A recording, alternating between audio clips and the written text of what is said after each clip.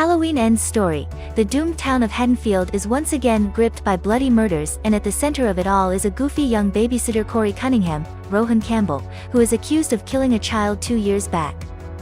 Now, it's up to Laurie Strode, Jamie Lee Curtis, the only survivor of the boogeyman's terror, to bring an end to this unimaginable savagery, once and for all. Halloween Ends review. Some 45 years after its first installment, comes the finale, and the only most predictable part of this one is that it starts and ends on 2 different nights of Halloween.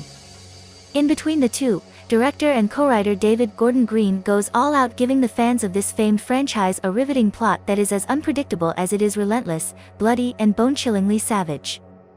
This one's definitely not for the weak-hearted.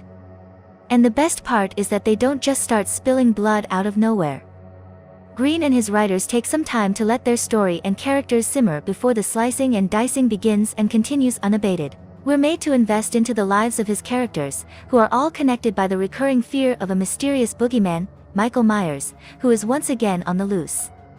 Among them is Corey, played by Rohan Campbell, who brings the required vulnerability to his complex character of a young man who feels wronged and bullied by the people of his town.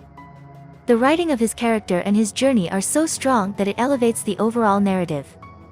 Allison, Andi Matichak, perfectly complements Corey's brokenness, and together their story is deeply engaging.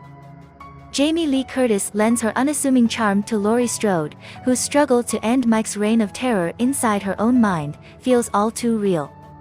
As most of these actors reprise their roles from previous installments and this one directly follows the 1978 original, it's imperative to be in tune with its predecessors to fully enjoy the finale. The film's screenplay moves at an even pace and doesn't let your attention slip. Surely, it could have been tighter and also more logical. For instance, it's hard to believe that a town besieged by terror of a serial killer for so many years has almost negligible police presence or crime investigation. The innovative and macabre killings of the young and the old are elevated by an eerie background score and a retro-like setup of an imaginary old American town. This gives the overall proceedings a very trippy and trance-like feel, which only add to the terrifying atmospherics and experience.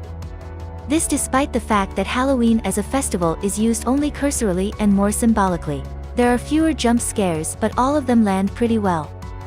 Screenplay becomes bloodier as Green races towards a grisly climax to end this Halloween horror forever. As Laurie Strode puts it, "The evil never dies, it changes shape," a belief that helps most Hollywood horror franchises cash in on their legacy of blood-curdling terror.